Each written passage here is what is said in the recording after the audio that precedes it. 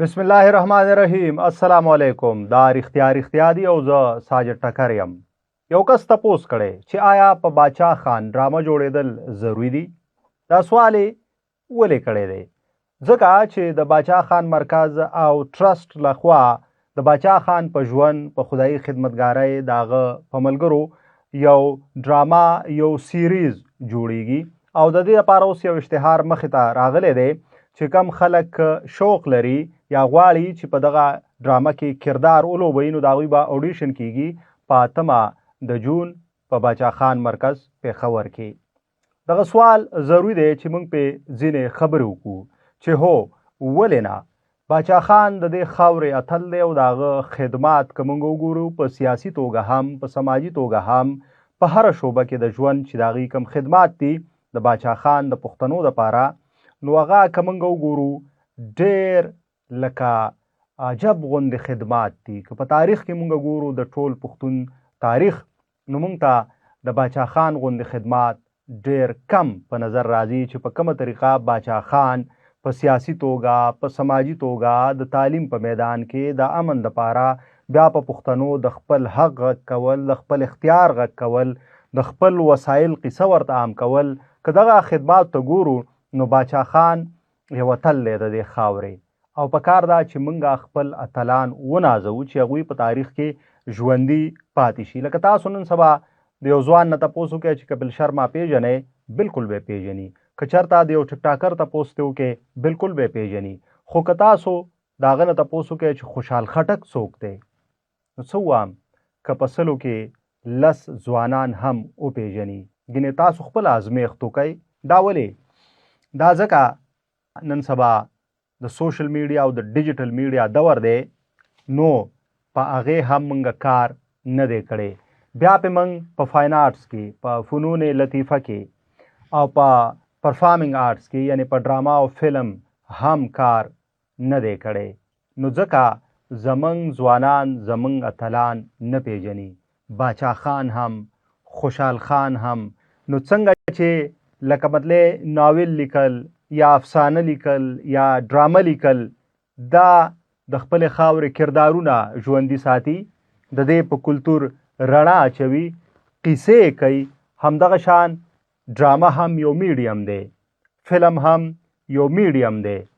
د دې له لارې موږ د خپل خاورې د خپل کلتور د خپل ژبې د خپلو اتلانو او د خپل غیر چاپیره واقعاتو قیسې کولی شو او دغه قیسې بیا موږ ژوندی ساتلی شو.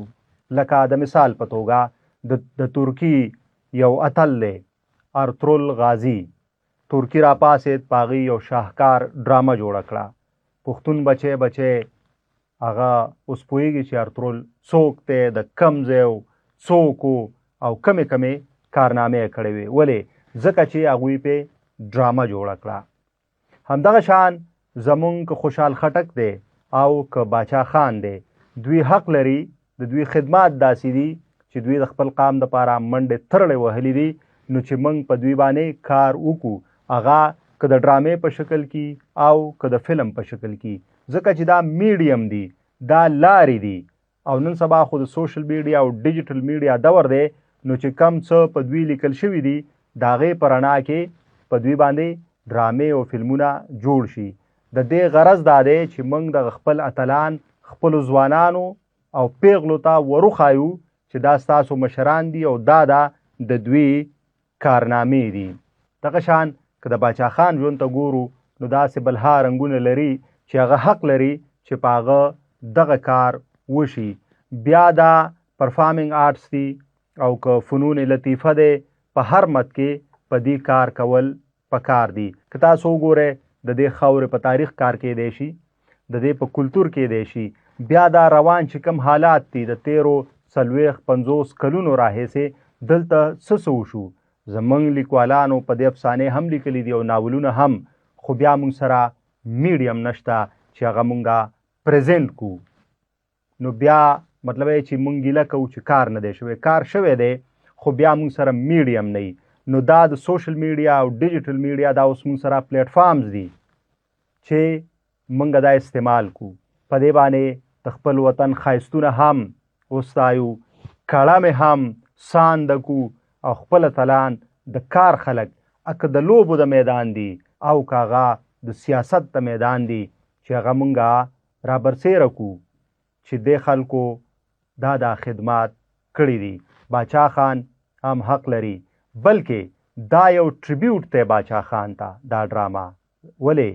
ځکه چې په پښتنه خاوره لومبی سټیج ډراما درې یتیمان د نن 100 کاله وړاندې کال 1929 کې باچا خان هم په دې اتمانځو کې وړاندې کړې وه.